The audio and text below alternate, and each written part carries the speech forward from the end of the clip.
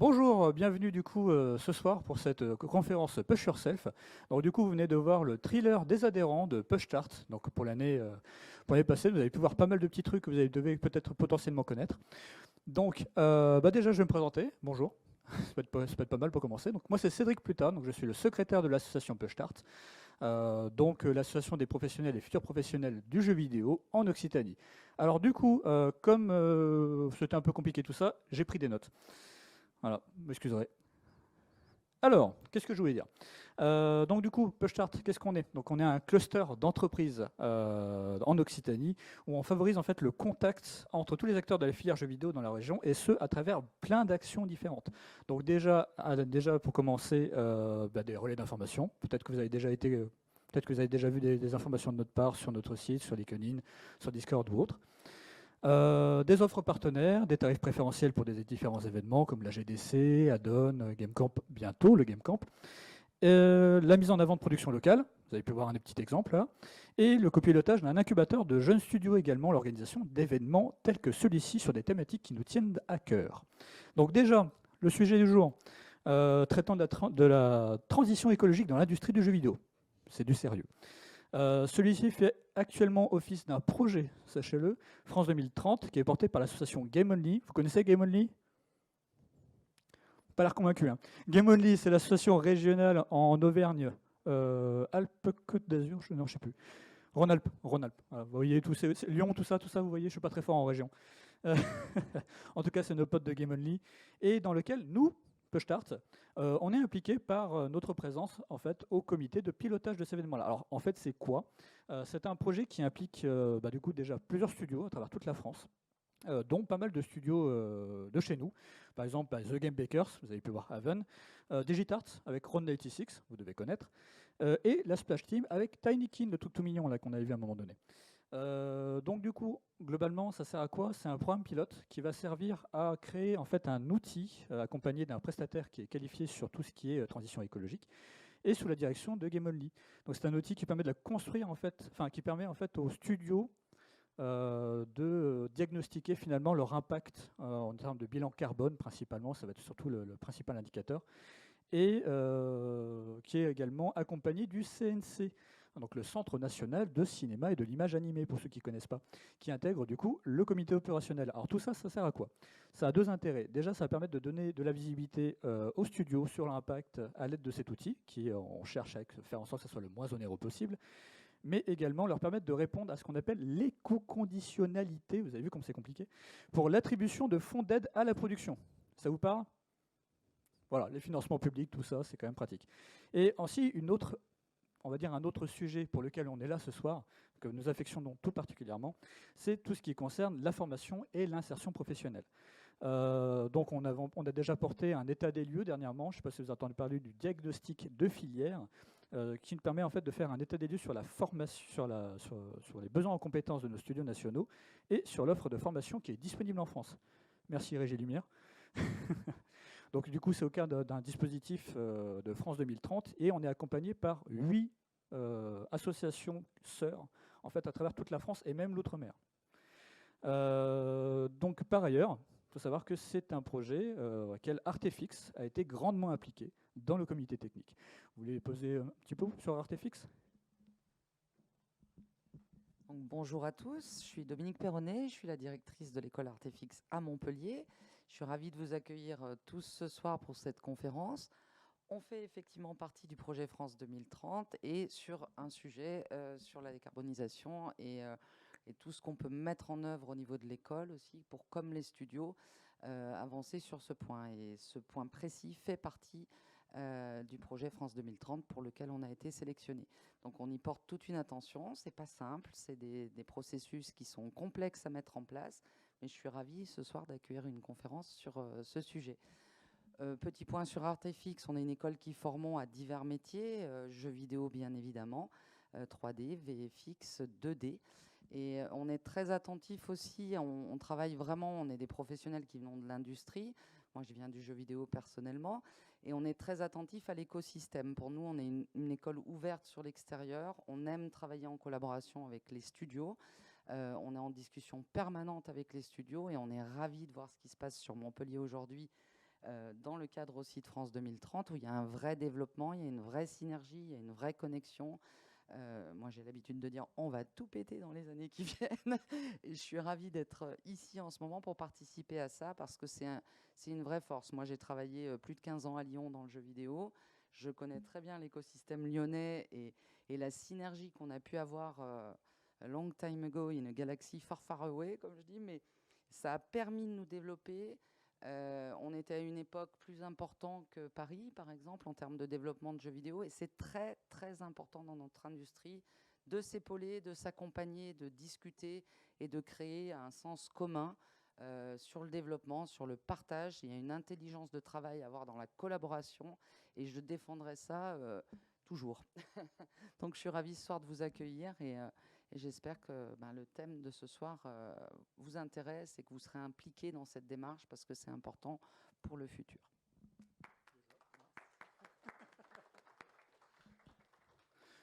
Merci de m'avoir suivi. Pour le clap-clap, tout ça. Donc oui, effectivement, donc le soir, ça va être un événement qui est pour vous. Hein, donc du coup, étudiants, étudiantes, curieux, curieuses, juniors en recherche, voilà. Et du coup, ça ne se fait pas sans les membres actifs également de Push-Start, donc dont certains sont au niveau de la régie, mais également au niveau du CA étudiant. Voilà. Donc en parlant de CA étudiant, Lucas, tu peux te ramener. Et bonjour, merci. Donc oui, moi je suis Lucas, je suis un représentant du CA étudiant. Il faut savoir que Push-Start est la seule asso régionale à avoir un CA étudiant à son board. Nous, notre philosophie en tant que CA étudiant, c'est de pouvoir créer une passerelle entre les étudiants et le monde professionnel, c'est-à-dire écouter les besoins des étudiants et pouvoir servir leurs besoins en tant que professionnels de l'industrie. Déjà, merci à tous et à toutes d'être ici ce soir pour ce projet qu'on travaille depuis un long moment en tant que conférence Push Yourself. Si vous êtes là aujourd'hui, c'est aussi grâce au retour que nous avons eu de la précédente conférence qui s'est tenue l'année dernière avec Antoine Chollet. On est ravis que vous soyez nombreux à cette précédente conférence et que vous soyez nombreux aussi aujourd'hui. Nous avons écouté tous les retours que nous avons pu entendre pour pouvoir essayer de faire la meilleure conférence qui soit ce soir. D'ailleurs, en parlant de la conférence, je pense que vous connaissez le sujet, je crois. L'écologie, c'est un sujet qui nous concerne tous et toutes. C'est important de savoir l'impact qu'on peut avoir en tant qu'être humain qu'on est sur cette planète. Et surtout, c'est important de savoir quel impact on peut avoir dans le domaine qui nous occupe et qui va nous occuper quotidiennement, à savoir le développement de jeux vidéo. Donc c'est pourquoi nous allons faire cette conférence, donc le jeu vidéo à l'heure du changement climatique, qui va être tenue donc par Adrien Vert, qui est un membre actif qui est un adhérent actif de Push-Start depuis bien des années, bien avant que je connaisse Push-Start même.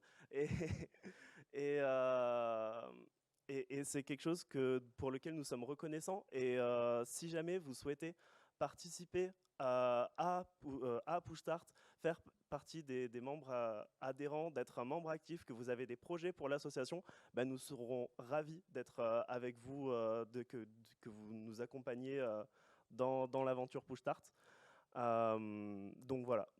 Dans un instant, donc, du coup, on va pouvoir commencer la conférence. Mais avant ça, nous vous proposons un petit trailer du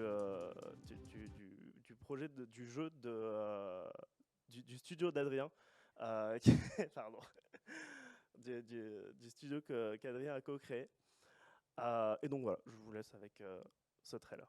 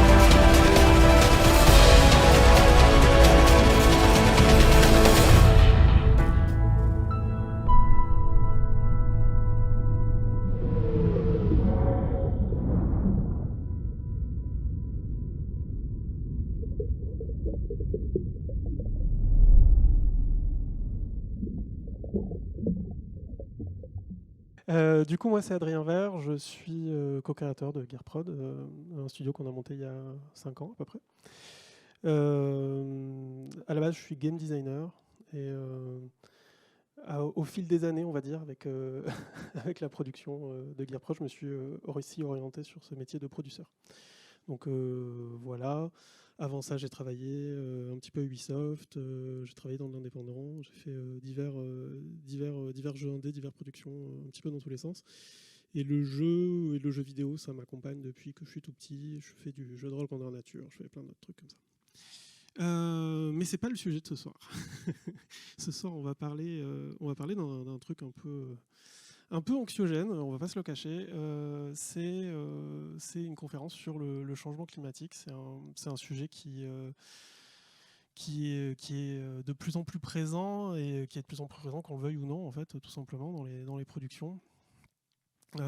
Tout simplement parce que on va tous y faire face. Et l'idée de cette conférence, c'était un peu de rappeler les bases, de rappeler aussi les ordres temporels qui sont devant nous, les ordres de grandeur. Il y a pas mal de chiffres. Et aussi un petit peu d'essayer de trouver des axes pour travailler cette question écologique, de travailler la manière dont on va produire des jeux vidéo dans le futur. Et comment est-ce que ça peut rester possible ou comment est-ce qu'on peut s'adapter justement à tous ces changements. Donc voilà, on va commencer tout de suite dans la joie, voilà, avec le rapport du GIEC. Vous avez peut-être déjà vu passer ces graphiques-là. Ces graphiques-là qui ont été publiés en 2022, dernier rapport du GIEC. Ce qu'il faut retenir pour moi une vision peut-être un petit peu pessimiste, c'est que pour l'instant la trajectoire qu'on prend, est-ce que j'ai un laser, ouais. La trajectoire qu'on prend, elle est complètement ici en fait, elle n'est pas du tout dans ces scénarios où on réduit nos émissions. C'est plutôt la tendance, c'est plutôt d'appuyer sur l'accélérateur de tous les gouvernements. Il n'y a pas vraiment de Enfin, c'est beaucoup trop lent en fait finalement, hein, les propositions qui sont prises, et on va le voir justement en quoi parfois oui, c'est du greenwashing, en quoi parfois il y a des tromperies un petit peu sur ce qu'on annonce. Et donc, comment faire de notre côté sans baisser les bras, sans désespérer, pour essayer de trouver des solutions. Le premier graphique, vous le connaissez un petit peu, c'est je suis né. Alors moi je suis là. Je suis né dans les années 80. C'est-à-dire que j'aurai 70 ans en 2050.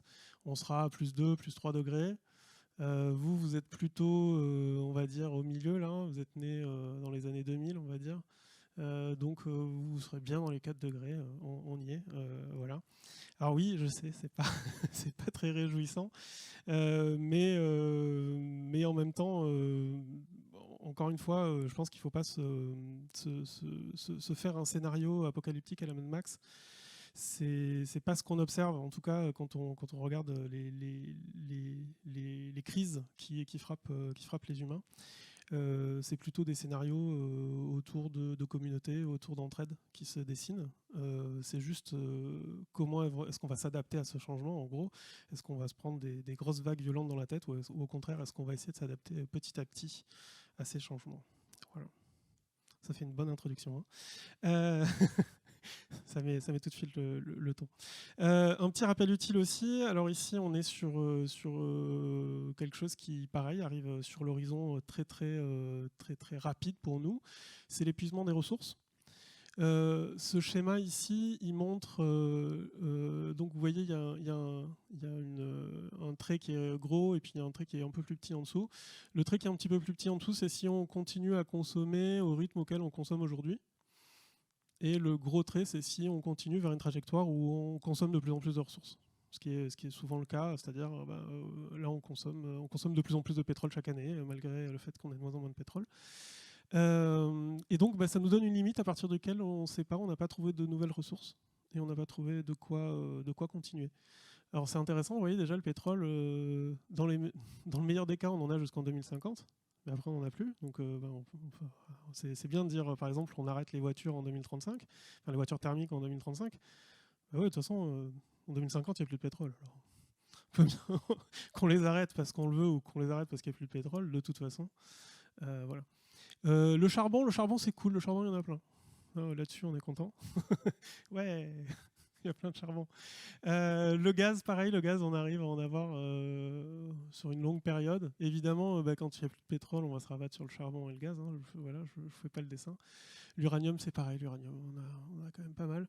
Puis c'est bien, l'uranium, on peut s'asseoir à côté, il n'y a pas de problème. Donc bon, voilà. Alors, donc ça c'était juste sur les énergies, c'est-à-dire l'énergie qu'on va dépenser pour faire tourner nos super ordinateurs et tout.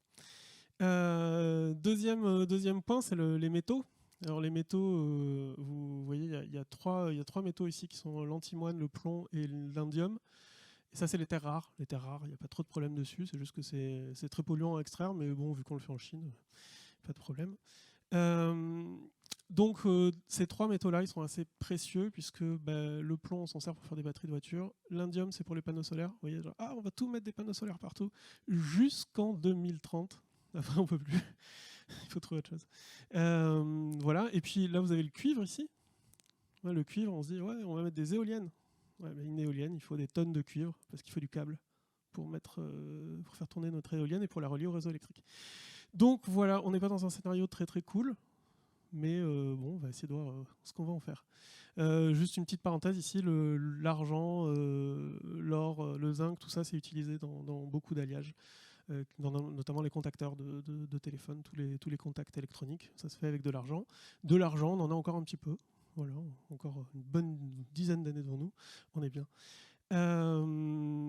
Voilà. Savoir aussi un truc très très important sur le recyclage des métaux, c'est que recycler les métaux, actuellement, global, sur tout le recyclage des métaux, on est à peu près à 20% de recyclage, en sachant qu'on prend l'acier dedans, donc on recycle beaucoup d'acier, mais on recycle beaucoup de cuivre, on recycle quasiment 0% d'indium, c'est 1%.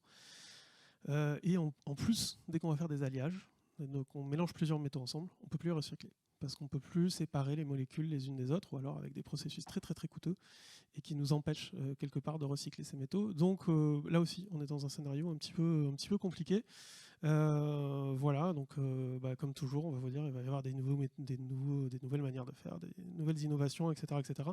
Le grand jeu, c'est de savoir si est-ce qu'on va y arriver avec ce qu'on a déjà à ces innovations, ou est-ce qu'au contraire, on sera trop tard. On verra bien. C'est pas ce qui nous intéresse ce soir, on va parler jeux vidéo. En tout cas, on va essayer. Mais voilà, ça c'était pour vous dresser un tableau peut-être un petit peu sombre, mais assez réaliste de la situation. Et donc, voilà, on va commencer un petit peu à voyager vers le jeu vidéo, à voir qu'est-ce que ça représente le jeu vidéo finalement, qu'est-ce que ça représente dans notre consommation globale. Donc là, vous voyez un petit peu, alors c'est vis-à-vis des émissions de gaz à effet de serre. Donc principalement le CO2, mais on a aussi le méthane, etc. Le jeu vidéo, on est dans cette partie qui est autre, qui représente les activités de service, etc. Donc on est sur 10% à peu près de la consommation de gaz à effet de serre mondial. Le reste, c'est la production d'électricité, c'est les transports, c'est le secteur de l'industrie, donc produire de l'acier, tout ça. L'agriculture, 24%, c'est assez énorme aussi. Et le bâtiment, faire du béton, voilà. Donc on voit que le jeu vidéo, on est sur ce petit camembert de 10%. Ça ne veut pas dire qu'on ne va pas essayer de s'y attaquer, mais voilà. Là, pareil, tableau sur l'empreinte carbone des Français. On est à peu près à 12 tonnes de CO2 par an chez les Français. ce qui est plutôt faible pour un pays développé, parce que en France on produit beaucoup d'électricité au nucléaire, donc ça baisse forcément la part de CO2. Vous savez ce qu'on dit, voilà, c'est bien de rouler en voiture électrique en France, c'est pas bien de rouler en voiture électrique en Pologne ou en Chine, parce que là-bas on fait de l'électricité avec du charbon, du coup autant mettre du pétrole, on consomme moins de CO2. Mais voilà, encore une fois, si on refait le split un petit peu qu'on a vu juste avant, on se retrouve ici, achat et usage internet technologie. On est dans ce petit carré là, et c'est à ce petit carré qu'on va essayer de s'attaquer, même si là-dedans, il n'y a pas que le jeu vidéo. On va avoir d'autres trucs, on va avoir les usages de bureautique, de plein d'autres choses. Mais ça vous donne voilà, une bonne part de où est-ce qu'on peut gagner facilement, voilà, être végétarien, se passer de la sécu et des retraites, c'est tendance en ce moment. Faire du vélo, voilà, ce genre de choses. On a pas mal de pistes. Encore une fois, alors, quelque chose qui est assez important finalement là-dessus, et j'attire votre attention là-dessus, c'est en gros la part qu'on va dépenser de CO2 dans l'usage et dans la fabrication des composants. Donc en fait, on s'aperçoit que une très grosse partie du poids en fait, du CO2, elle se retrouve ici, elle se retrouve dans la fabrication des équipements. À côté, on a l'infrastructure réseau, c'est pas rien du tout, hein, c'est quand même assez important. Et là, on a les data centers, donc le stockage des data sur le cloud. Le cloud, c'est dans les nuages, c'est bien. Mais en vrai, ça consomme de l'énergie comme le reste. Ouais, donc là ce qu'il faut vraiment retenir, c'est ça, là. Cette espèce de gros cube rose, là, qui est énorme. En fait, et puis l'énergie aussi hein, derrière, mais ça représente vraiment énormément de consommation. Et ce qui veut dire que, oui, on peut gagner sur tous les niveaux, mais il y a aussi beaucoup à gagner sur réduire sa consommation d'appareils électroniques, parce que c'est énorme en fait par rapport au reste. C'est 66% de la consommation de gaz à effet de serre, en tout cas de la production de gaz à effet de serre. Et les jeux vidéo, on y vient. Les jeux vidéo, qui est un secteur qui croît beaucoup. On était en 2012, là, alors on voit pas, c'est écrit tout petit. 2012, on était à 70 milliards de dollars de marché. Aujourd'hui, on est à 200 milliards. Non, on est à 100 milliards. C'est où ? Oui, 200 milliards. 100 milliards juste pour le mobile, 200 milliards pour le marché dans sa globalité. Petite baisse de forme cette année, on a fait moins 5%, mais bon, vu qu'on faisait plus 10% quasiment par an depuis 20 ans ou voire plus, c'est un rattrapage plus qu'autre chose à mon avis, parce que pendant la période de Covid, le jeu vidéo a pour le coup bien marché. Mais voilà, ça reste un secteur en croissance. Même si, encore une fois, je vous le dis, cette année, il y a un ajustement. Ça reste un secteur qui croît et qui augmente de plus en plus. Et c'est là où on se dit, oui, c'est intéressant de gagner du terrain sur le jeu vidéo, parce que si on continue de croître, maintenant tout le monde sait ce que c'est des exponentiels, c'est cool. Voilà, si on gagne quelques pourcents chaque année, ça veut dire qu'à un moment, ça va compter de plus en plus sur la balance globale.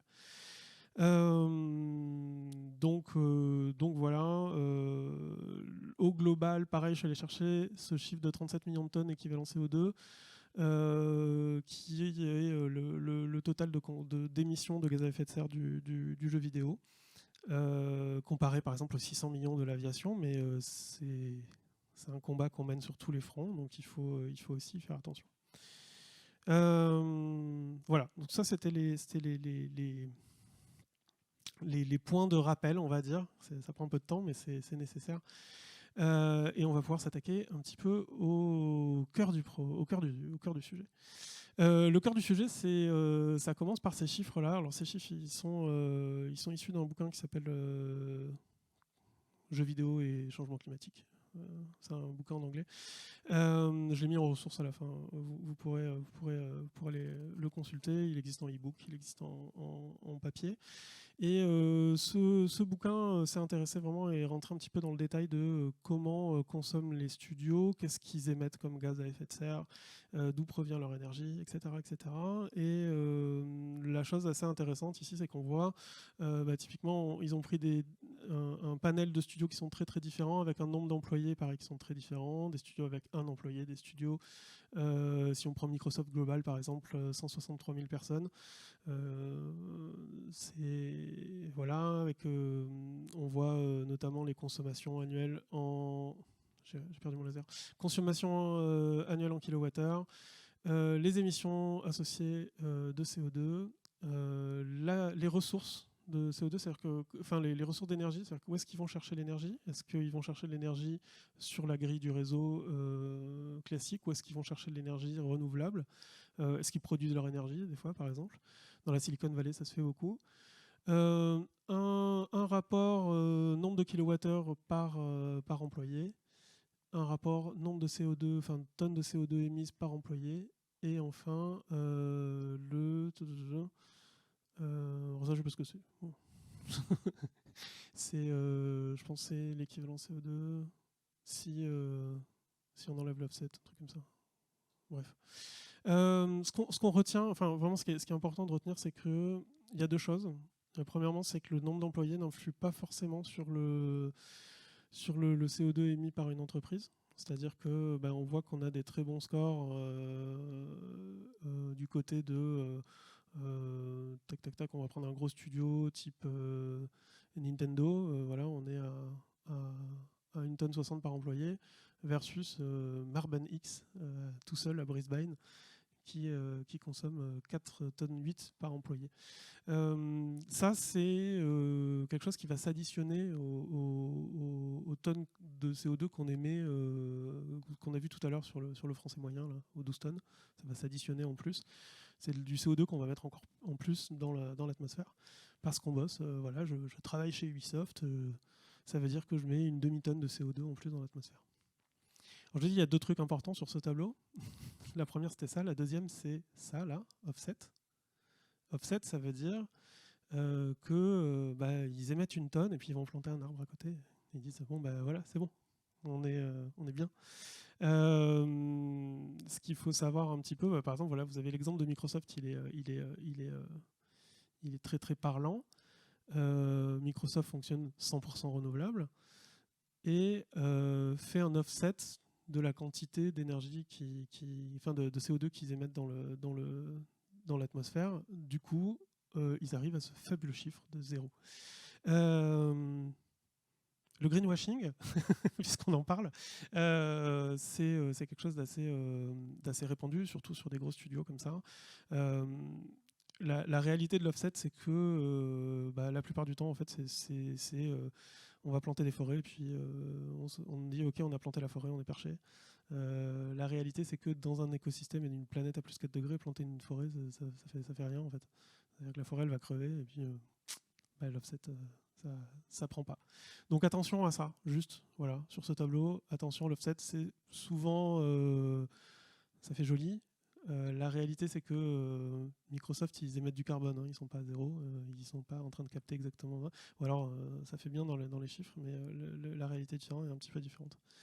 C'est une reprise de ce tableau, juste rangé différemment, où on voit juste le nombre de tonnes de CO2 par employé, avec des disparités qui sont assez criantes.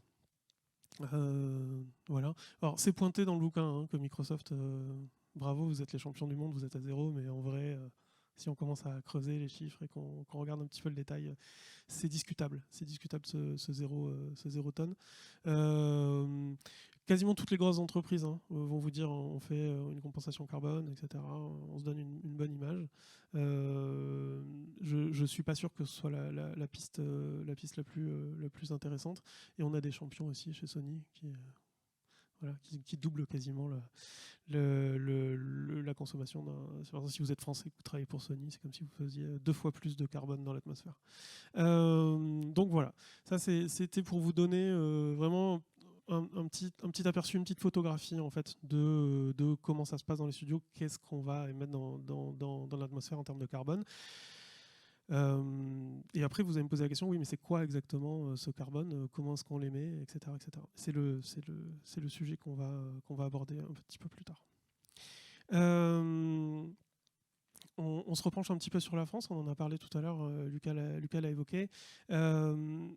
On a plusieurs dispositifs et globalement ce qui est en train de se passer, c'est soit vous commencez à vous préoccuper de l'écologie, soit on va couper les subventions, on va couper les aides, parce qu'on conditionne ces aides au fait d'avoir des pratiques qui sont éco-responsables. Donc ça commence par un des fonds les plus connus dans le jeu vidéo qui est le CNC. Et donc le CNC, depuis le 31 mars 2023, oblige en gros les studios à faire état en gros de leurs actions en faveur de l'écologie. Ça veut dire que vous ne pouvez pas lancer une prod sans vous préoccuper juste de ça. On l'a vu après, le rapport sur la transition numérique et la filière du jeu vidéo, porté par Game Only, va mettre en place un outil pour qu'on puisse vraiment avoir un chiffre, faire un petit peu l'opération qu'on a vue tout à l'heure sur le tableau ici, pour que tous les studios puissent le faire ça assez facilement, sans que ça devienne trop compliqué. Ça va permettre justement de dire, ok, là on émet beaucoup de CO2 à cet endroit-là. Alors équivalent CO2, à chaque fois je dis, c'est un abus de langage, équivalent CO2, mais dedans on peut compter du méthane et d'autres gaz à effet de serre. Mais globalement, c'est plutôt du CO2 dont on parle.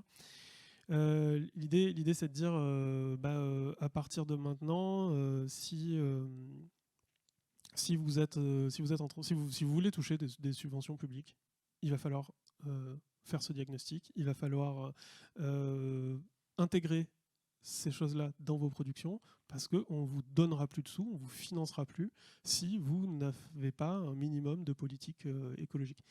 C'est quelque chose qui entre guillemets, que le CNC a mis en place juste avant ça, autour du sexisme, par exemple. Autour du sexisme, il y a des formations du CNC qu'on est obligé de faire en tant que patron de studio. On est obligé de faire une formation sur le sexisme et les violences sexuelles, etc. Pour pouvoir juste avoir des subventions. Et si on ne fait pas cette formation, on ne peut pas poser le dossier. Ils vont dire non, vous n'avez pas fait la formation, vous n'avez pas le tampon, donc on vous subventionne pas. Là, c'est un petit peu la même chose qui est en train de se dessiner autour de l'écologie avec le CNC. BPI aussi qui s'engage là-dedans.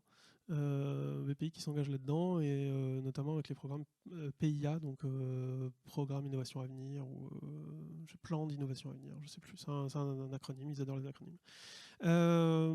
Et en sachant que ces deux organismes financent beaucoup les entreprises. Donc c'est quelque chose qui de toute façon de gré ou de force nous arrive dessus. J'en ai pas parlé ici et je vais revenir un petit peu dessus. Voilà.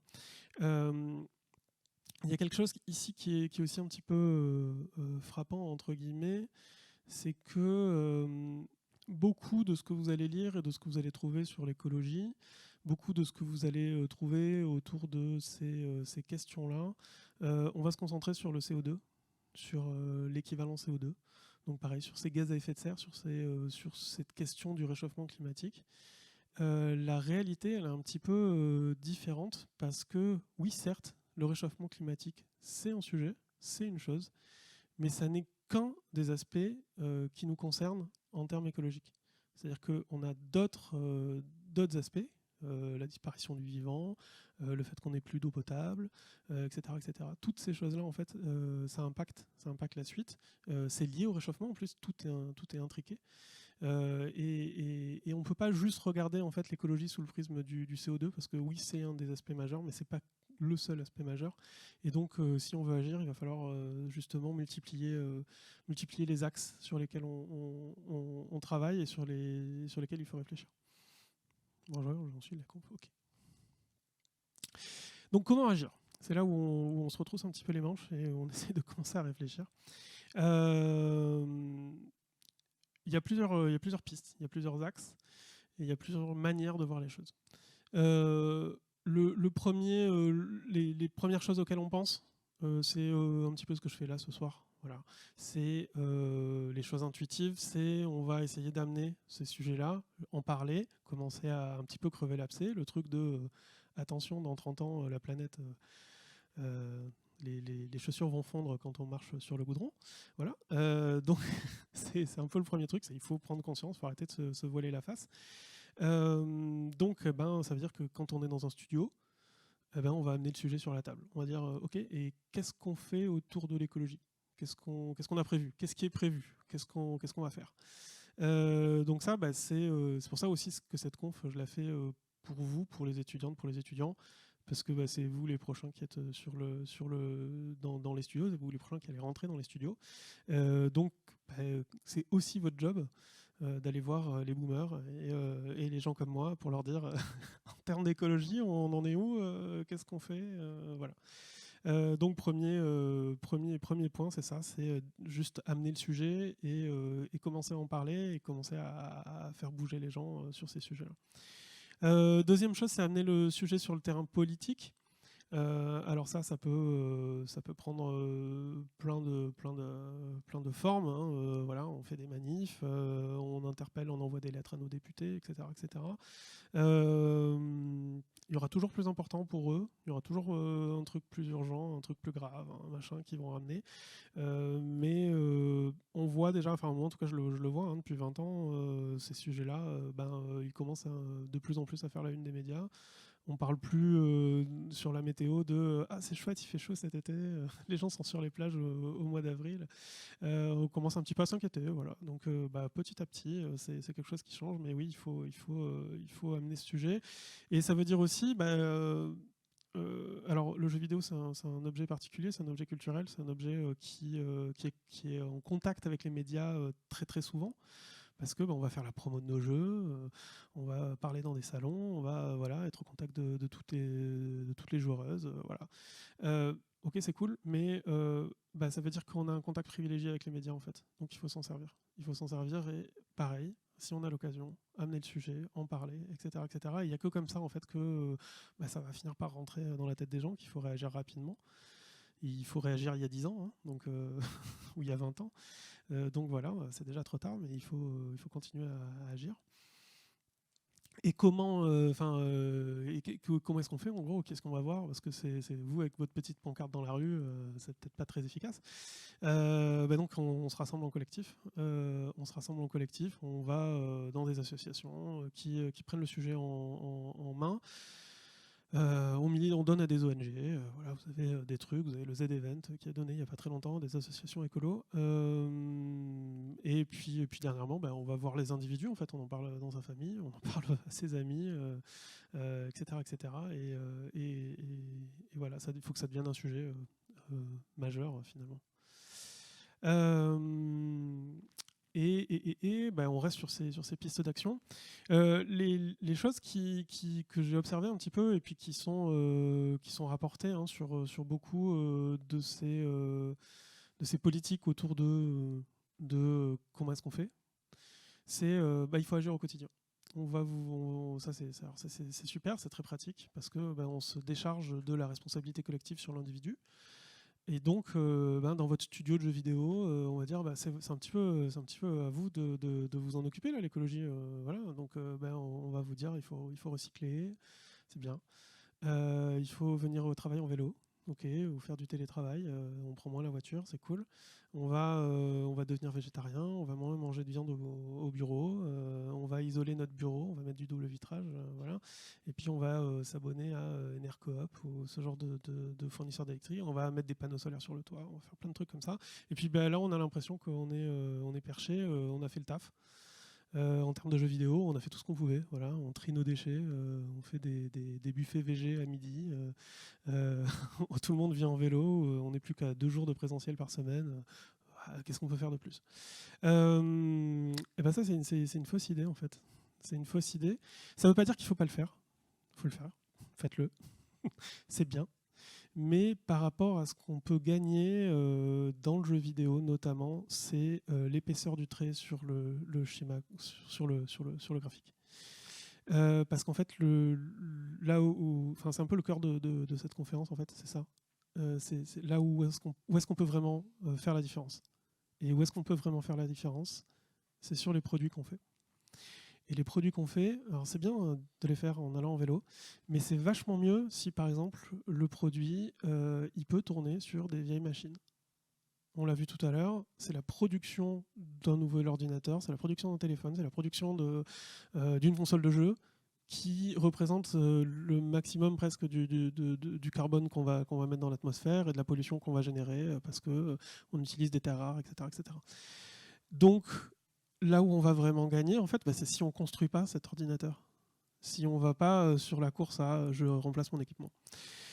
Donc premier axe d'amélioration, c'est on va essayer de faire des jeux qui sont rétrocompatibles, qui vont tourner sur des vieilles machines, qui vont tourner sur des vieux téléphones. Et puis on va y passer du temps pour que ça marche, pour optimiser tout ça.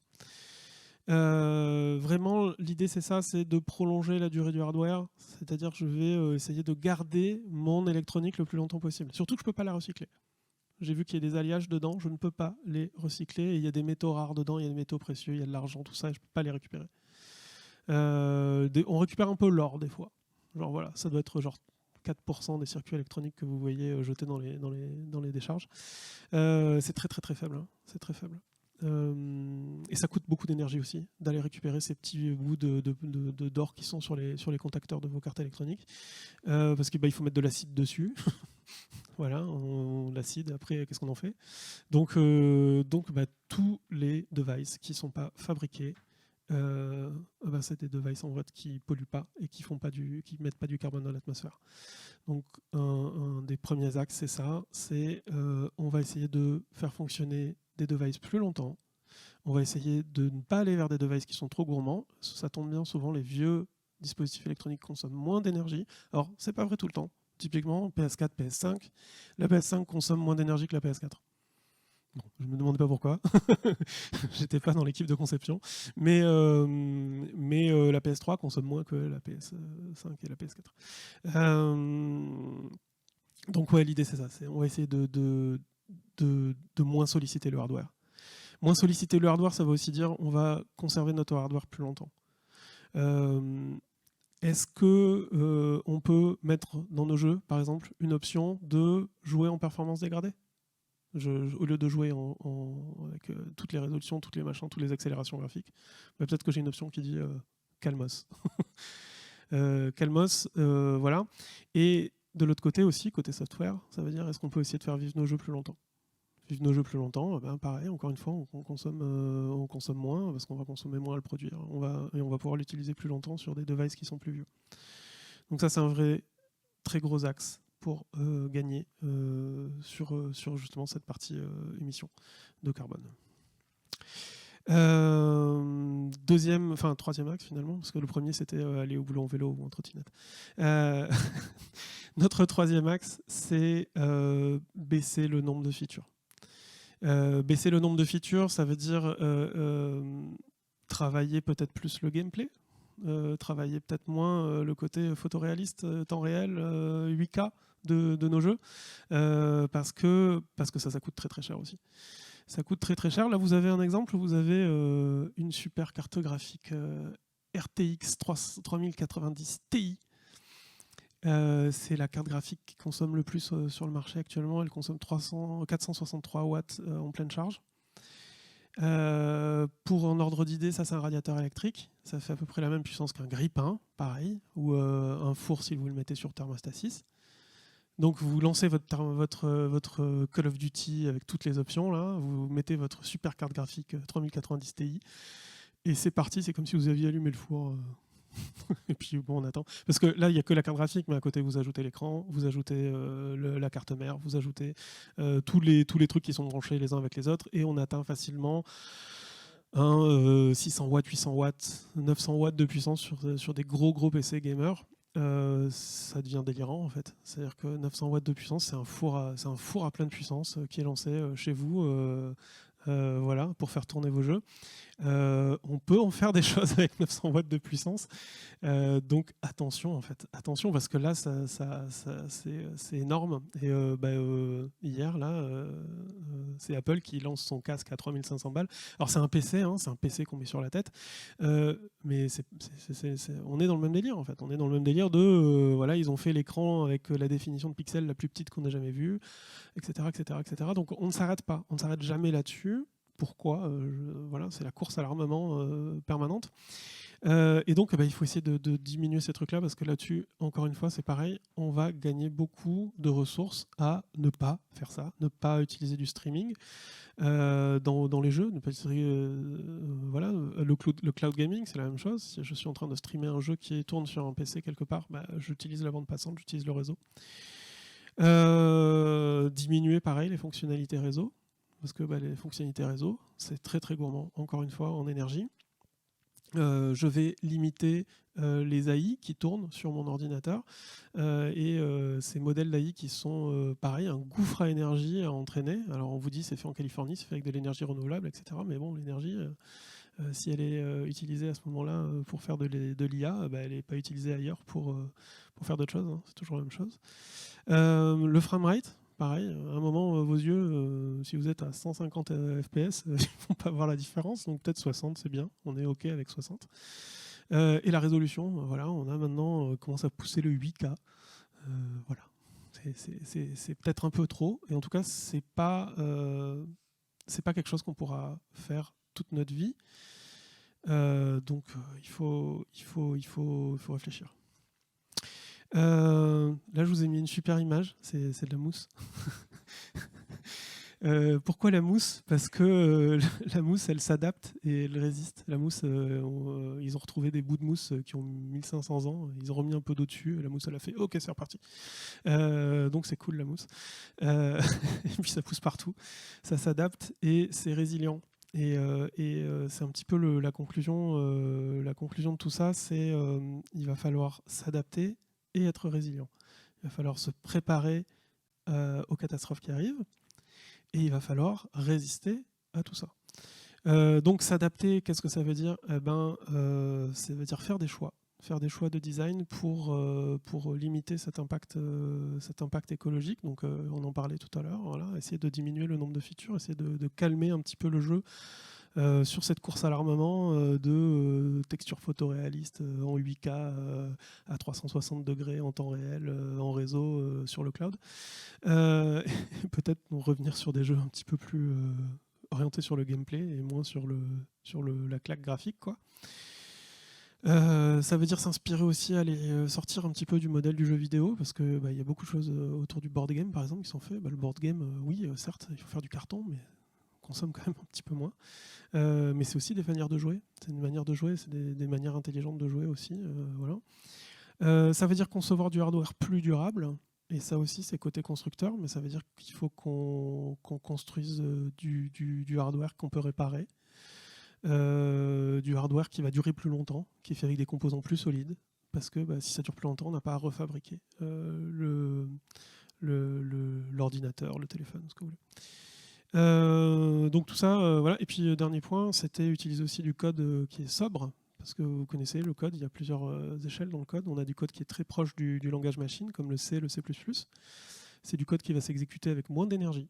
C'est du code qui va s'exécuter plus vite. Et on va éviter les langages type Perl, type Ruby, qui sont des langages d'interprétation qui, eux, pour le coup, demandent beaucoup d'énergie, ont un temps d'exécution qui est plus long, donc demandent plus de ressources pour être exécutés. Ça peut aller jusque-là, en fait, finalement, en termes d'éco-sobriété. Donc il faut s'attaquer à tous ces trucs-là en même temps.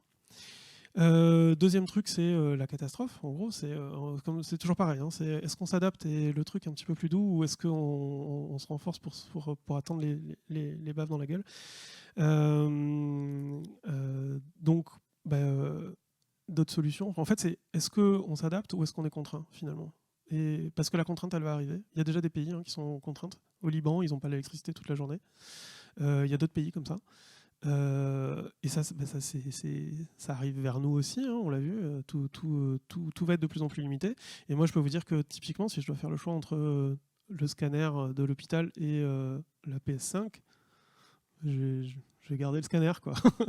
Et donc, ce choix-là, j'ai pas envie de le faire, mais on va être à un moment obligé de le faire. Donc, qu'est-ce que ça veut dire? Ça veut dire essayer de réfléchir aussi à des jeux où on n'est pas en train de jouer tout le temps. Ça veut dire du hardware qu'on partage. Donc on partage on a sa console partagée. On réfléchit à des manières de jouer où on est plus nombreux autour d'un seul hardware au lieu d'être chacun avec son hardware, chacun avec son casque Apple dans son salon. J'ai un foyer de 6 personnes, imaginons, 6 personnes avec leur casque, finalement leur ordinateur sur les yeux. C'est trop. Il faut que le hardware soit réparable. Il faut qu'on puisse le réparer quand il est cassé, ce qui n'est pas le cas actuellement.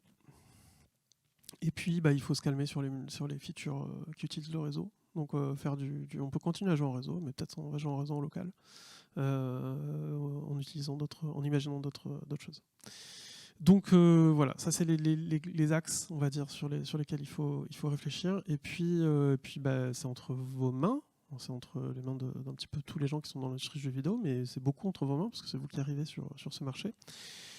Et il ne faut pas oublier que le jeu vidéo, c'est aussi un objet culturel. Ça veut dire qu'un objet culturel, un objet artistique, il peut faire passer des messages. Et voilà, il y a quelques exemples. J'ai même mis un jeu de plateau au milieu, Wingspan. Je ne sais pas si vous avez joué. Très très cool. Mais le jeu vidéo fait passer des messages, donc il faut s'en servir. L'idée, c'est pas de s'auto-flageller en disant j'ai une bouteille d'eau en plastique, c'est la fin du monde, je suis pas très écolo. Moi, je refuse la culpabilité individuelle sur un problème systémique. Je vous encourage à faire la même chose. Parce que sur les choses sur lesquelles on peut rien, ça sert à rien de culpabiliser en fait. Et plutôt que ça, c'est-à-dire plutôt que de dire bon, ok, j'arrête le jeu vidéo, je vais élever des chèvres dans le Larzac. Je suis pas loin, j'habite dans les Cévennes. Donc, mais plutôt que faire ça, se dire que on va quand même continuer à faire du jeu vidéo, mais on va peut-être le faire différemment. On va peut-être incorporer du message dedans. On va essayer de les produire de manière plus responsable. On va essayer. Oui, on ira au vélo, au travail en vélo, mais on va aussi peut-être limiter les features en 8K, machin, etc., parce que de toute façon, finalement, c'est un peu le but de toute la conférence. C'est soit on le fait volontairement, et peut-être qu'on peut y arriver, et peut-être que on peut réussir à s'adapter à tout ça. Soit on le fera sous la contrainte, c'est-à-dire que ce sera, de toute façon, ta console, tu peux pas l'allumer parce que tu n'as pas les moyens de te payer l'électricité pour la faire tourner. Donc voilà, le choix il va être soit doux, soit contraint, mais de toute façon il arrive. On peut plus l'éviter maintenant, c'est fini. Voilà. C'est très très joyeux. Je l'avais annoncé un petit peu quand j'en ai parlé à Lucas et à Nolwenn sur cette conférence. C'est pas une conférence qui remonte le moral, mais moi je trouve que quand même il y a des bons axes et en tout cas il y a des bonnes manières de faire pour en tout cas se réconcilier avec le fait de créer des jeux, le fait de créer des jeux vidéo et le fait qu'on peut quand même arriver à faire quelque chose qui va dans le bon sens. Voilà. Alors je mettrai ça à dispo sur PushStart. J'enverrai le truc parce que vous avez tous les liens et toutes les sources des chiffres que j'ai envoyés dans la conférence. Et ensuite on va passer à des questions. Voilà. Merci beaucoup.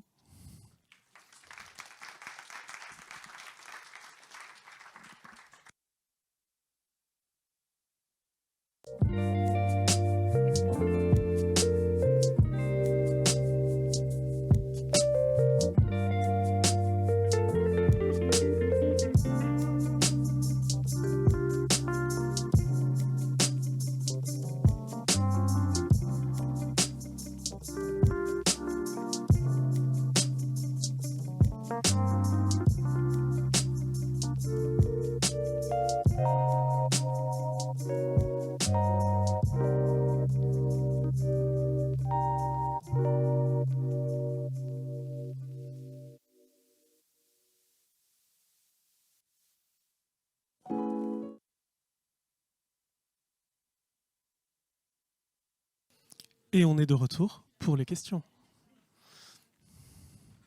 Alors, qui c'est qui a... Alors, qui c'est qui a des questions là? Parce que bon, il y a eu des choses à digérer quand même, il y a des choses à voir. Ah, le monsieur là-bas, est-ce qu'on peut lui passer le micro?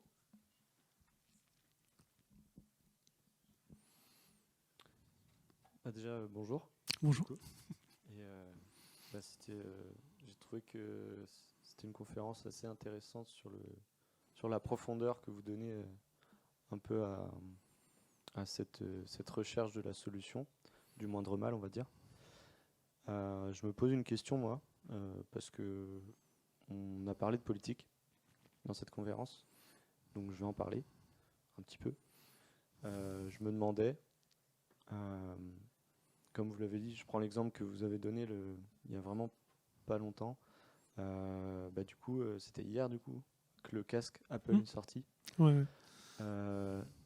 Des entreprises comme Apple, avec une puissance de production, une puissance monétaire énorme, comment on va dire à eux arrêtez de sortir ces putains de casques et regardez ce qui se passe Parce qu'en fait, j'ai l'impression que toutes ces solutions, c'est pas, on n'est pas fabricant de composants électroniques, en fait, par exemple.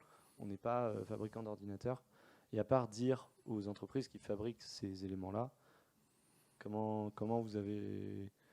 Je vous pose la question, est-ce qu'il y a un axe de réflexion là-dessus sur faire pression à ces gens-là, en fait?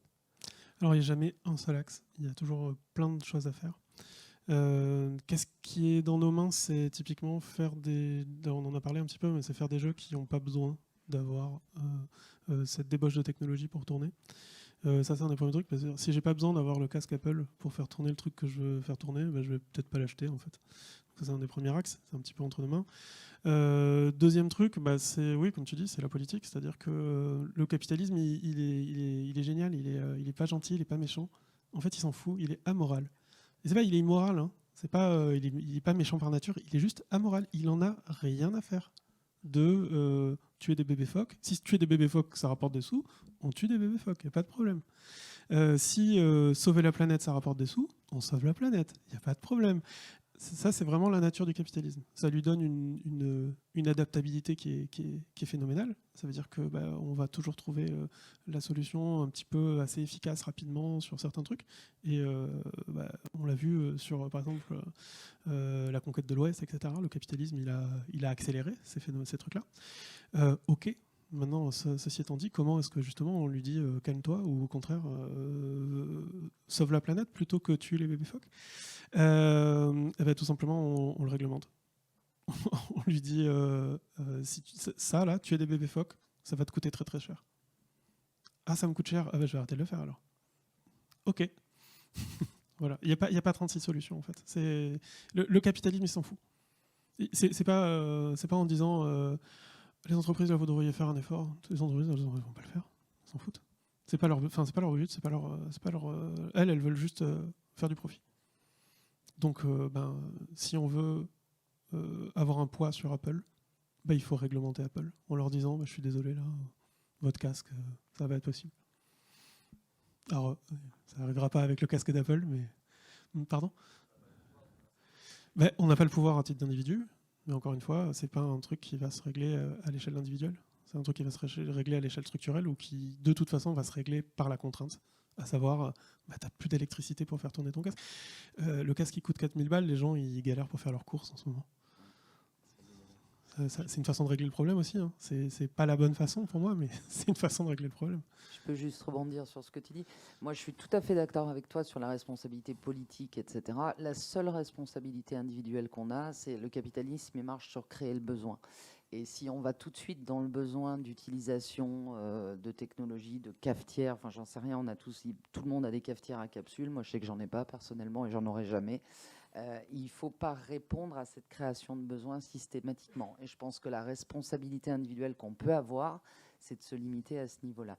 Et après, oui, il faut légiférer, oui, il faut taxer les gens qui produisent du négatif, en fait, hein, c'est important. C'est juste que moi, dans mon discours, je dis juste il faut pas tout mettre sur la responsabilité individuelle parce qu'elle est pas suffisante, en fait. La responsabilité individuelle, même si on fait tous les efforts du monde, c'est-à-dire que même si tout le monde, là, hop, on arrête tout, on part tous dans le Larzac, toute la France. On va tous dans le Larzac, c'est pas si grand, et on arrête tout. Les industriels, eux, ils vont pas arrêter. On est d'accord. Mais donc en fait, notre consommation, et s'il n'y a pas de besoin, s'il n'y a pas d'achat, il y a moins de sauf que création. Oui, mais c'est compliqué à ce niveau-là.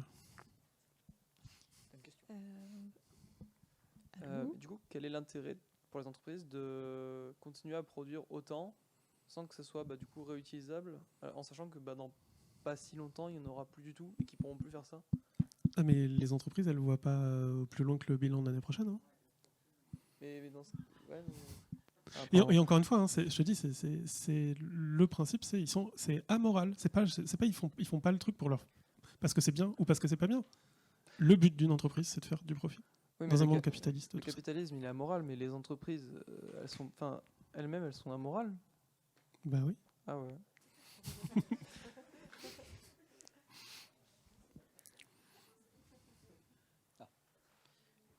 Il y a des questions du chat. Alors, juste quand vous prenez le micro, pensez à bien parler devant, parce que sinon, on ne vous entend pas. Et à parler assez fort aussi.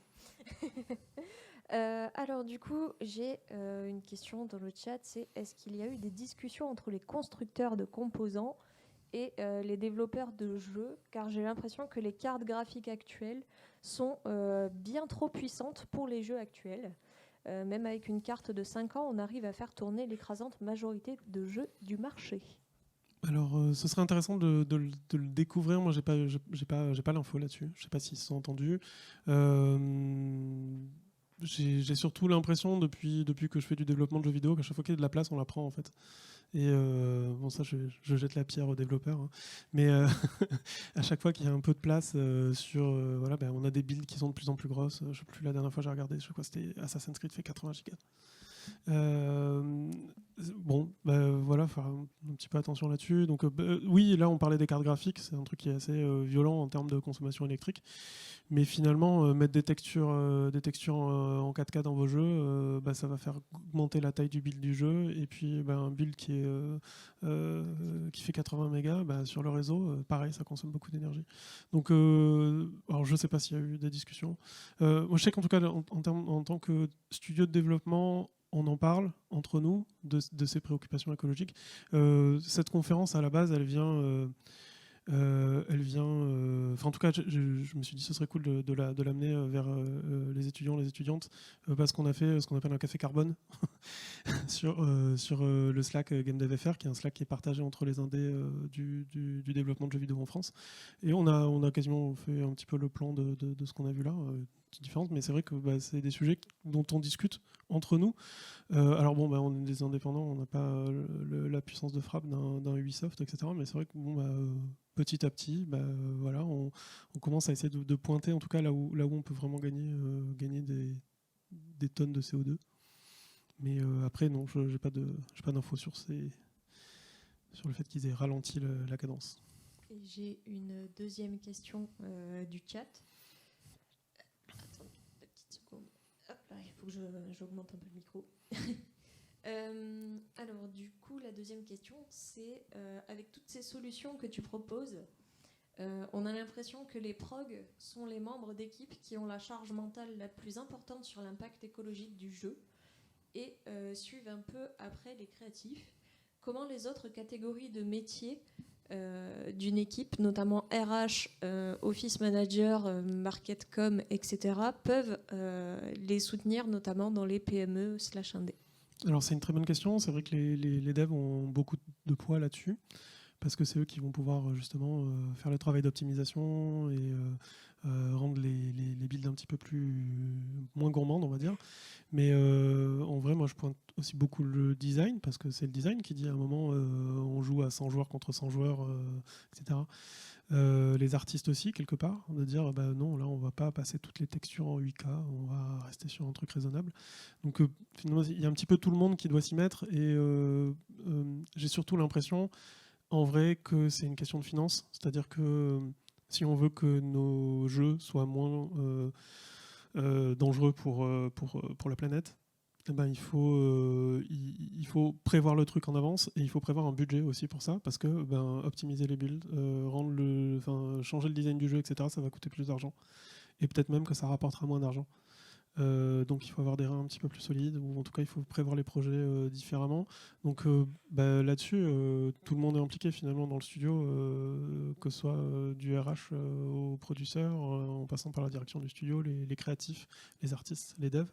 Les devs, c'est le bout de la ligne, on va dire, c'est la partie technique, c'est eux qui shippent le projet à la fin. Mais si derrière il y a des designers qui sont hors de contrôle, le dev il pourra faire ce qu'il veut. Voilà. Donc je pense surtout que c'est une volonté commune que le studio doit avoir, en se disant dès le départ, on va faire gaffe et on va faire le plus d'efforts possible. Eh bien, merci beaucoup pour cette réponse. On repasse dans la salle, mais Cédric, qui est dans la salle, avait une question en rapport avec le game design, mais il la posera après, du coup, de lui-même.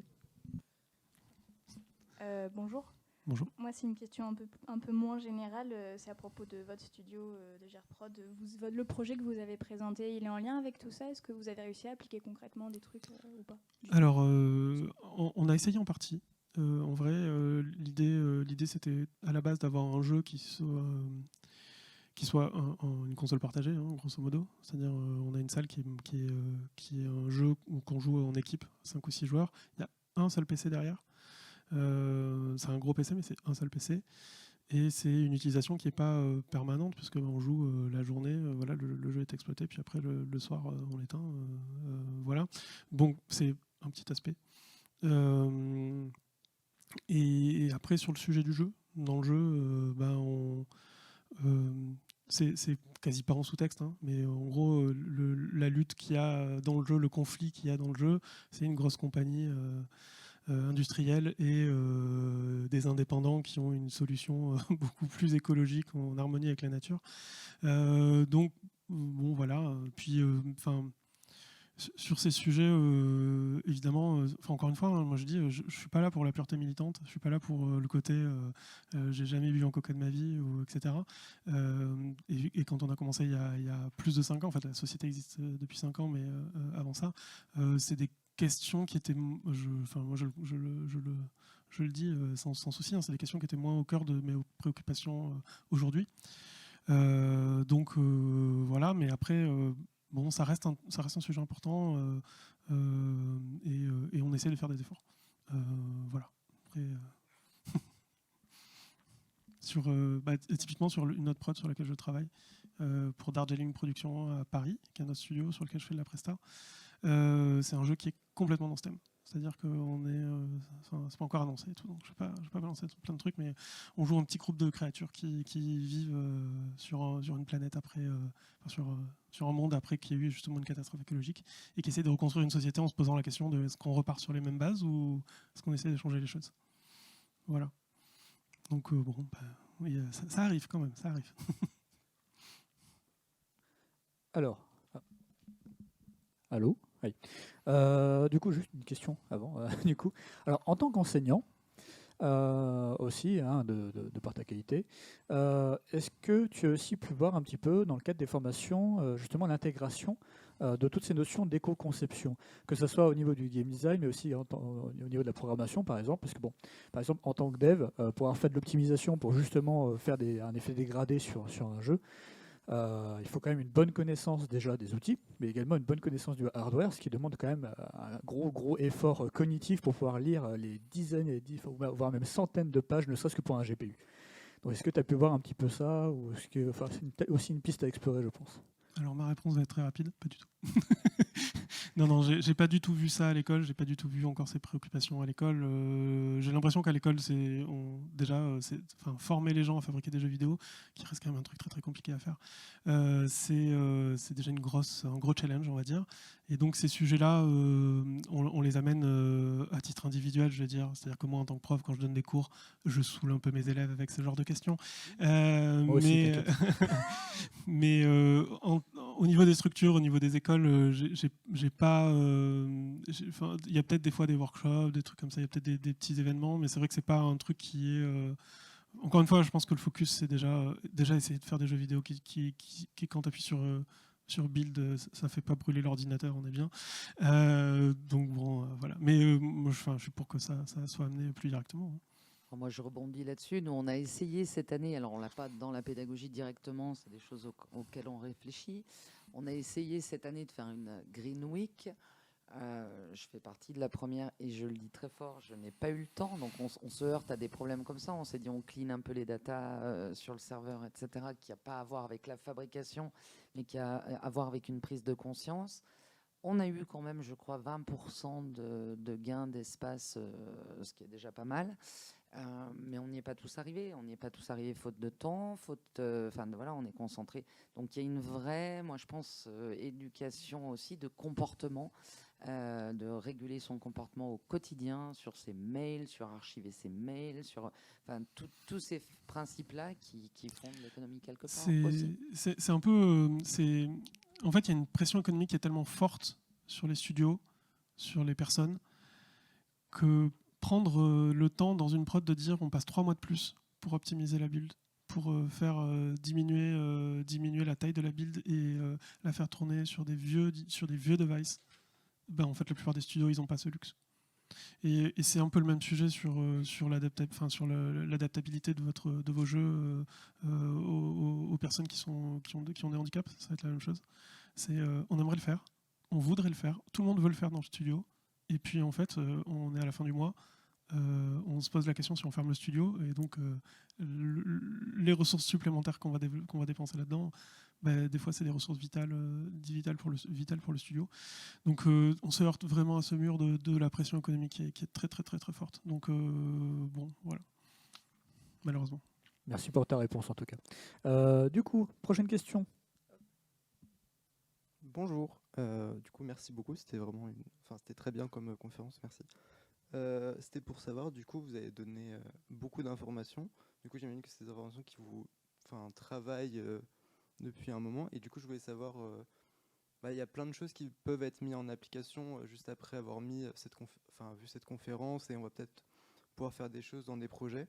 Et je voulais savoir si vous aviez un retour d'expérience sur vous, comment ça a été quand vous avez commencé à vous poser ce genre de questions, à quoi vous avez été un peu confronté. Est-ce que que ce soit par exemple dans les recherches de financement ou que ce soit humainement, amener ça au studio, un petit peu c'était quoi les réactions et à quoi on pouvait s'attendre si on se disait demain, moi aussi j'ai envie de faire un jeu qui sera sur un seul ordinateur, partagé dans une salle, un petit peu, c'était quoi les retours en tant que producteur? Merci. Ma situation est un petit peu particulière parce que je suis cofondateur du studio, c'est-à-dire que avec mes associés on est alignés sur certains points. Et aussi on subit la pression économique, donc des fois on veut faire mais on n'a pas les moyens. Et l'autre projet sur lequel je travaille, le sujet est au cœur du projet. Donc bon, je suis pas très bien placé pour répondre en vrai, parce que voilà, mais je pense que tout simplement, à mon avis, il faut se mettre avec des personnes qui ont ces préoccupations-là au cœur et avancer comme ça. Voilà, c'est plus difficile. Comme plein de trucs, mais ça vaut le coup, je pense. Prochaine question pour monsieur. Bonjour. Merci pour la conférence. J'aurais une question sur deux questions en fait. Une sur au niveau de la conception, au niveau de la production, pas de la conception. Est-ce que vous avez des workflows que vous privilégiez, des moteurs que vous refusez d'utiliser et tout ça? Alors moi je suis pas du tout technique, du coup je peux donner des réponses mais je risque de dire des trucs stupides, donc ça c'est un peu compliqué pour moi de répondre. Après en tant que producteur, tout ce qui va être optimisation du workflow, tout ce qui va permettre justement à une équipe d'être plus efficace, va faire qu'on dépense moins de ressources mécaniquement ou qu'on récupère plus de temps pour justement l'allouer à l'optimisation. Donc, ouais, là-dessus, on peut agir un petit peu. Ouais. Et l'autre question, ça serait au niveau de, vu que vous en avez parlé des aides, comment ça s'appelle, de la difficulté que c'est pour un studio de se préoccuper des questions écologiques. Est-ce que vous avez des aides, des entreprises, des gens à consulter pour vous aider justement pour ce type de questions? Alors j'en ai parlé, généralement les studios se connaissent les uns les autres et s'entraident et s'épaulent. C'est un des avantages du milieu du jeu vidéo. Il n'y en a pas énormément, il y en a quelques-uns, ça en fait partie, c'est que généralement on ne se tape pas dessus parce qu'on est très peu concurrents finalement. C'est-à-dire que la probabilité que vous sortiez un jeu en France qui soit concurrent de notre jeu en France, elle est très très faible, voire même au niveau mondial en fait on a très très peu... on est beaucoup plus dans une situation où on s'entraide et où on s'épaule que dans une situation où on se tire dessus. À part au niveau des très gros studios, je dirais. Voilà, Ubisoft fait la guerre à EA, qui fait la guerre à Sony, qui fait la guerre. Voilà, mais bon, donc oui, il y a des gens avec qui échanger, il y a des gens avec qui parler, il y a des gens à consulter. Et après, au niveau des aides financières directement, on en a parlé tout à l'heure, CNC, BPI, etc., sont des organismes publics qui vont conditionner leur aide à des garanties autour de l'écologie. Donc pour l'instant, c'est juste autour du diagnostic ou autour d'un engagement sur la base on va dire, du déclaratif, quelque part. Mais petit à petit, on sait que ça va aller plus loin vers des contraintes un peu plus fortes. En tout cas, moi j'espère qu'on aura de plus en plus de contraintes, et pas que dans le jeu vidéo. On l'a vu, c'est une partie du problème, mais c'est pas là où on va gagner le plus.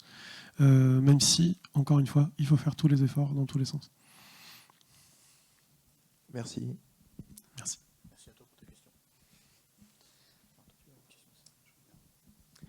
Bonjour et merci pour la conférence, comme tout le monde l'a dit. Je voudrais vous demander, on a vu que les principaux leviers sur lesquels on peut tirer dans la conception et dans la fabrication des jeux, il va s'agir de être peut-être un petit peu moins ambitieux en termes de features, en termes de qualité graphique. C'est des problématiques qui s'adressent quand même particulièrement, j'ai l'impression, à l'industrie du AAA. Donc, quand on est indé et qu'on va avoir, ne serait-ce que par manque de moyens, tendance à avoir des ambitions un petit peu plus modestes, est-ce que ça veut dire que tout ce qu'on peut faire, c'est mettre des thématiques qui ont un rapport avec l'écologie dans nos jeux vidéo et aller au travail en vélo, ou est-ce qu'il y a d'autres leviers sur lesquels on peut appuyer quand déjà de manière inhérente à nos moyens, on n'a pas trop ce genre de problématique-là? Alors, premièrement, je ne suis pas tout à fait d'accord sur le côté il n'y a que les AAA qui font des énormes productions, etc. Avec certaines technologies qui arrivent, on a parlé de l'IA un petit peu tout à l'heure.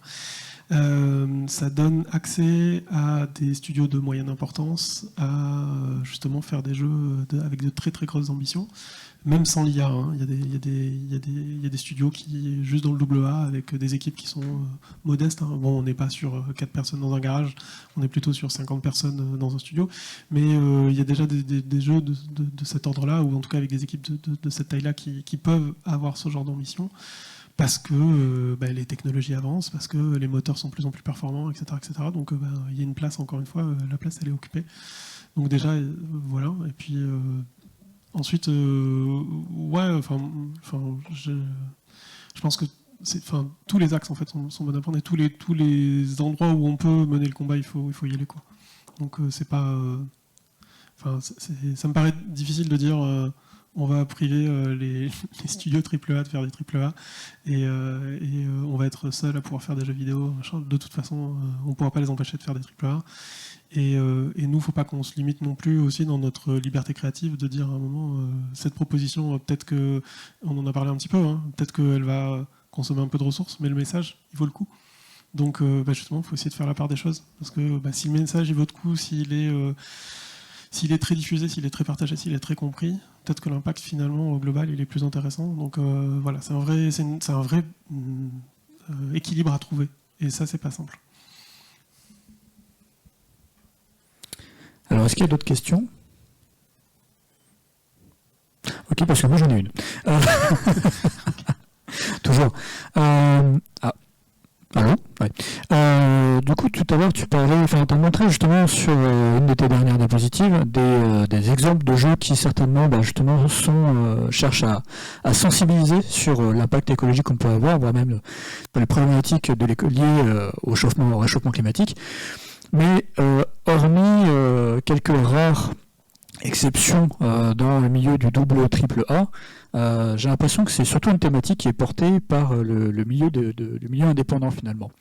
Surprise. Surprise, hein, surprise. Mais voilà, est-ce qu'il y a un petit peu un mouvement aussi qui se crée justement chez les plus gros éditeurs à ce niveau-là, ou est-ce que c'est surtout du greenwashing plus qu'autre chose? Un peu des deux, je pense. C'est-à-dire que les jeux vidéo, ils sont portés par des équipes qui sont vous et moi, en fait. Et dans les gros studios comme Ubisoft, etc., il y a des gens comme vous et moi, donc ils sont divers, ils sont LGBT, ils sont écolos.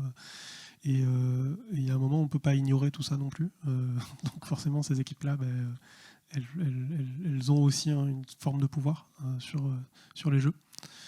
Et après, oui, évidemment, ça commence par les indépendants, parce que c'est ceux qui ont le plus de liberté créative, en fait. C'est pour ça qu'ils sont indépendants. Incroyable. Merci. Allez, s'il y a d'autres questions, n'hésitez pas, on a encore un petit peu de temps. Même une question, il n'y a pas de questions bêtes, n'hésitez pas. Donc, voilà. Ah bah toi, tu as une question, très bien. Bonjour.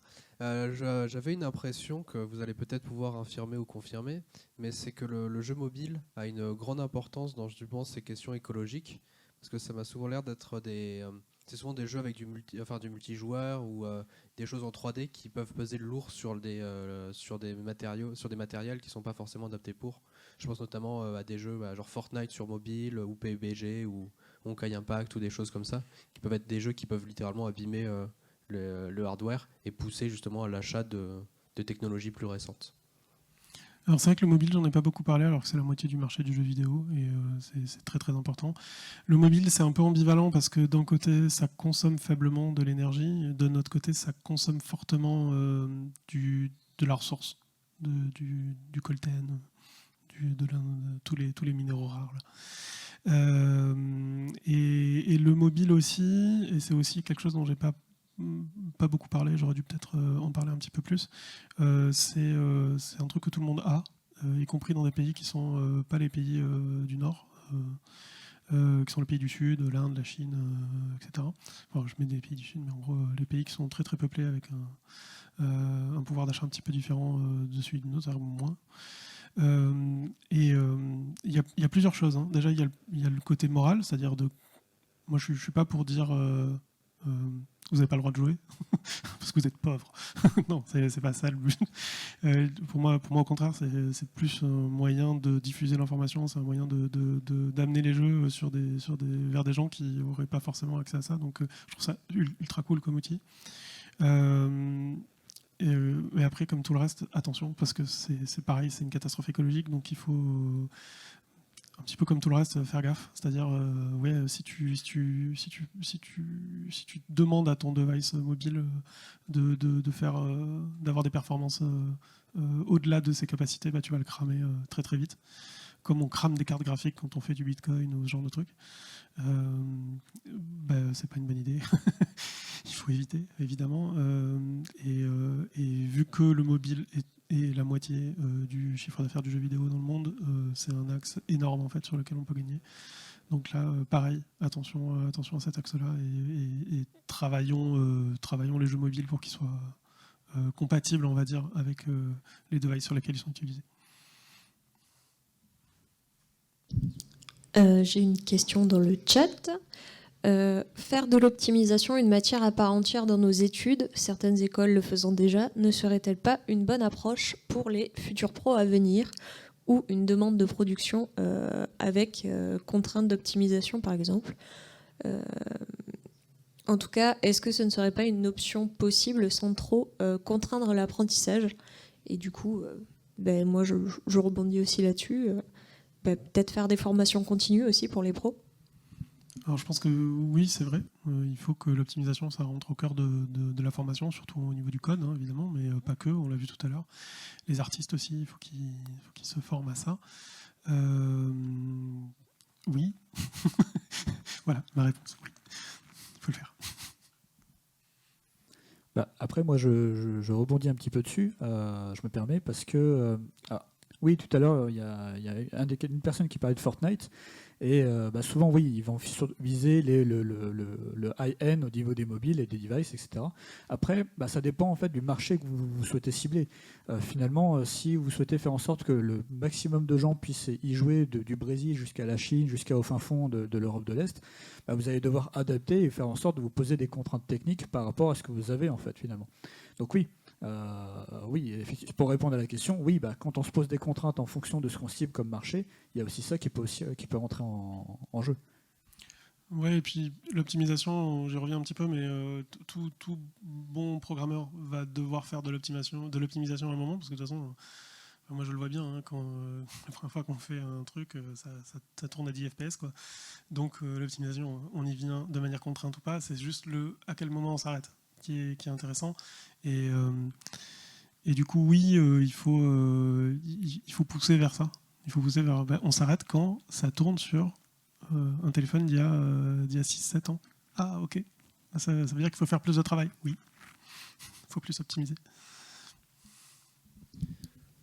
Avec toutes les histoires de contraintes de ressources et d'énergie dont vous nous avez parlé, à quel point vous croyez à la survivabilité du jeu vidéo à moyen et à long terme de toute l'industrie, et est-ce qu'on va pouvoir continuer à jouer aux jeux vidéo dans 50 ans quand il n'y aura plus de cartes graphiques et c'est la question qui fâche. Je pense que, et on le voit à travers l'histoire, quand il y a des effondrements, c'est pas tout s'effondre et puis les gens courent dans les rues en agitant les bras et en lootant des télés, quoi. C'est pas comme ça que ça se passe. La plupart du temps, c'est quelque chose de lent, ça commence par des pénuries. On a déjà des pénuries, surprise. Et c'est surtout une affaire de choix au bout d'un moment, en fait. C'est-à-dire que peut-être on ne consommera pas au niveau auquel on a consommé aujourd'hui, mais on pourra continuer à consommer un petit peu, différemment, sur différents devices.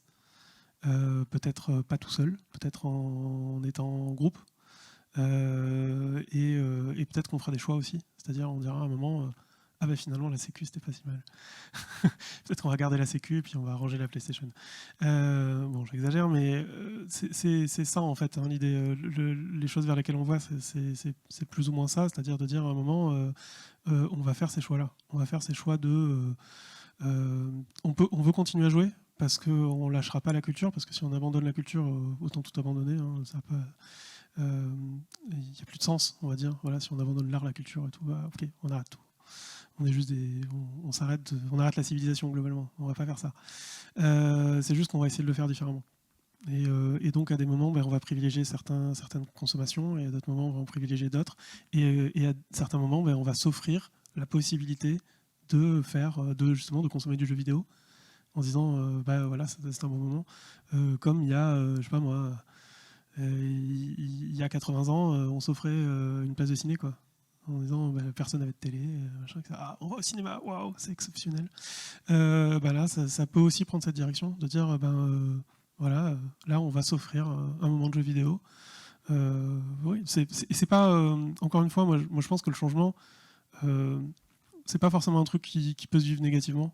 C'est juste changer un peu le paradigme, de dire à un moment, ouais, on arrête de tout consommer tout le temps à fond les ballons, et on se pose la question de peut-être consommer mieux, peut-être consommer moins, tout ça. Voilà. Bon, ce discours, je l'avais déjà entendu plein de fois, mais on y viendra contraint ou forcé. Voilà, on y viendra soit volontairement, soit parce qu'on y sera forcé. Et je vais poser la toute dernière question de cette conférence, qui n'a peut-être rien à voir, cette personne ne sait pas. Est-ce que les systèmes économiques classiques des jeux vidéo free-to-play qui proposent des microtransactions ont un impact écologique considérable ? C'est une bonne colle. C'est très très micro, on va dire, comme question. Je pense que de toute façon, quels que soient les échanges, c'est plutôt la feature de je suis online en permanence avec mon jeu et donc je peux faire des microtransactions, je peux faire des choses, je peux faire des échanges, etc. C'est cette feature-là qui est coûteuse. Le fait d'acheter, d'avoir une microtransaction, c'est une transaction Visa, quoi. Ça coûte je ne sais plus combien de centimes de CO2. Mais c'est plus sur ce truc de dire on continue à jouer en étant connecté en permanence et en échangeant en permanence avec un serveur. Ça coûte. Ça c'est coûteux et ça demande de l'énergie. Donc il faut juste veiller à ça. Après la microtransaction en elle-même, je sais pas, c'est une feature juste comme une autre, quoi. Voilà. Après avec tout ce qu'il peut y avoir derrière, mais c'est pas le même sujet. Le côté dark pattern, on va dire. Mais pour moi c'est pas le même sujet que l'écologie. Voilà. Je sais pas si c'est une bonne réponse. Merci beaucoup pour la réponse. Merci. Merci beaucoup. Merci de m'avoir accueilli. Et voilà.